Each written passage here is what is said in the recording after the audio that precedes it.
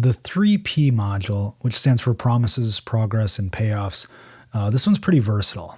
It can be used a lot of different ways for a lot of different types of authors. This is actually a plotting method that could even work for pantsers because it's very loose, very kind of just high-level overview. Or you could even get very granular and use this as like a add-on to a outliner's very specific plot. This is one I got from Brandon Sanderson. He certainly didn't make this one up, but that's where I really kind of first heard it over and over again as he went through his college course lectures.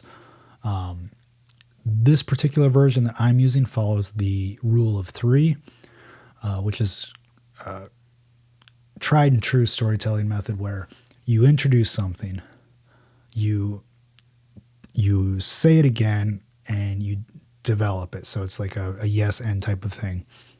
And at that point, it starts becoming a pattern. Then the third time, you also have a payoff.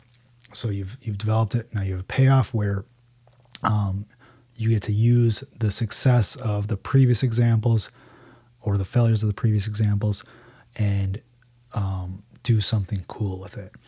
So an example of this, let's see, just pull one out of my head, would be, let's say a 15-year-old kid is gifted a gun for his birthday, a rifle or something. And right after that, the zombie apocalypse happens. So we're going to introduce that by him getting the gun and the zombie apocalypse happening. And he tries to use it and he fails miserably. He doesn't hit anything and has to be rescued. Maybe one or more scenes. It shows that kid developing their skill. They go to target practice. They're learning. They have some success. They have some failures, whatever.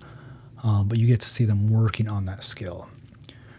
The payoff is later on down in the story, probably towards the climax. The character has to use that skill. Maybe the character has to save his dad from the zombies, and you can now see the character being good at that skill, using the rifle, making those headshots, and saving the day. So that's a quick example of how you use promise, progress, and payoff. And you can use this, like I said, for a lot of different things. Really, it's that simple. It's a way to track different aspects of your story as they develop. This can also be used to check to make sure that you're closing the loop properly on all of the stuff that you start. So maybe you dropped some small thing in chapter 4. Maybe you developed a little bit in chapter 10, and then nothing ever happens with it.